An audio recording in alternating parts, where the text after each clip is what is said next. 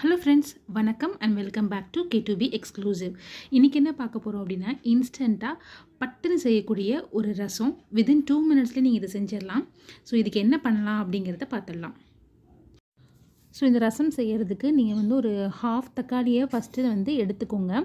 அதை நல்லா கையிட்டையே மசிச்சு விட்டுக்கோங்க. ஸோ இந்த ரசம் பார்த்திங்கன்னா, நமக்கு உடம்பு சரியில்லை, ஒரு ஃபீவர் இருந்துச்சு அப்படின்னா இந்த ரசம் தாராளமாக நீங்கள் வச்சு கொடுக்கலாம். குழந்தைங்களுக்கு கூட உடம்பு சரியில்லாத டைமோ இல்லை ஃபீவர் இருக்க டைம், ஒரு கோல்டு டைம், அந்த மாதிரி இருக்கிற டைமில் நீங்கள் இது தாராளமாக செஞ்சு கொடுக்கலாம். நீங்கள் பார்த்தீங்கன்னா நான் புளி கொஞ்சம் கரைச்சி வச்சுருக்கேன். ஸோ அதையும் இதோட ஆட் பண்ணிக்கலாம். ஸோ கொஞ்சமாக புளி ஆட் பண்ணிக்கோங்க. இப்போ இதில் பார்த்தீங்கன்னா ஒரே ஒரு பச்சை மிளகா, 2 பல்லு பூண்டு வச்சுருக்கேன். இதை நீங்கள் கிட்ஸுக்கு கூட தாராளமாக கொடுக்கலாங்க. ஸோ இதில் பார்த்தீங்கன்னா ஒரு கை மிளகு, ஒரு கை ஜீரகம், மல்லி ஒரு கை. ஸோ இது எல்லாத்தையும் போட்டு நல்லா நுணுக்கிக்கலாம். நீங்கள் நுணுக்கினாலும் சரி, இல்லை மிக்சியில் போட்டு நீங்கள் பிளெண்ட் பண்ணாலும் சரி. நான் இதை நல்லா அந்த மோட்டர் அண்ட் பெஸ்டலில் வச்சு நல்லா நுணுக்கிக்கிறேன். ஸோ இது நல்லா 1க்கு 2ஆக தான் இந்த மாதிரி க்ரஷ் ஆகிருக்கும். ஸோ இதை நம்ம இங்கே ஏற்கனவே வச்சுருக்கோம் இல்லையா, ரெடி பண்ணி வச்சுருக்கோம் இல்லையா, அதோடு நம்ம கலந்துடலாம்.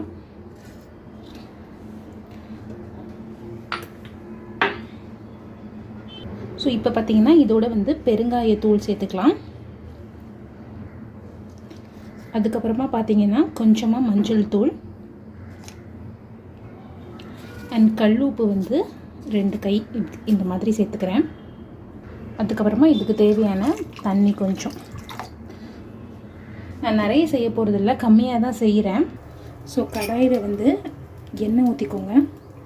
கொஞ்சமாக ஊற்றினா போதும், ரொம்ப வேணாம். எண்ணெய் காஞ்ச உடனே கடுகு, கடலைப்பருப்பு, உளுத்தம்பருப்பு அண்ட் ஒரு சின்ன ரெட் சில்லி லைட்டாக போட்டால் போதும் உங்களுக்கு. அண்ட் கருவேப்பிலை, இது எல்லாமே போட்டுட்டு நம்ம ஆல்ரெடி கரைச்சி வச்சுருக்க ரசத்தை இதில் ஊற்றிடணும். கொதிக்கக்கூடாதுன்னு சொல்லுவாங்க. லைட்டாக ஒரு ஓரமாக நுரை தள்ளுது. அந்த மாதிரி நுரை தள்ளும்போது நீங்கள் ஆஃப் பண்ணிக்கோங்க.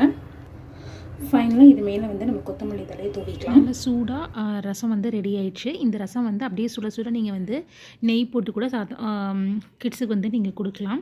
ஸோ இந்த வீடியோ உங்களுக்கு பிடிச்சிருக்கும் அப்படின்னு நான் நினைக்கிறேன். பிடிச்சிருந்துச்சுன்னா லைக் பண்ணுங்கள், ஷேர் பண்ணுங்கள், சப்ஸ்கிரைப் பண்ணுங்கள். பக்கத்தில் இருக்கிற பெல் பட்டனையும் மறக்காமல் ப்ரெஸ் பண்ணுங்கள். அப்போ தான் உடனுக்குடனே நாங்கள் போடுற வீடியோ உங்களுக்கு நோட்டிஃபிகேஷனாக வரும். Thank you, bye bye.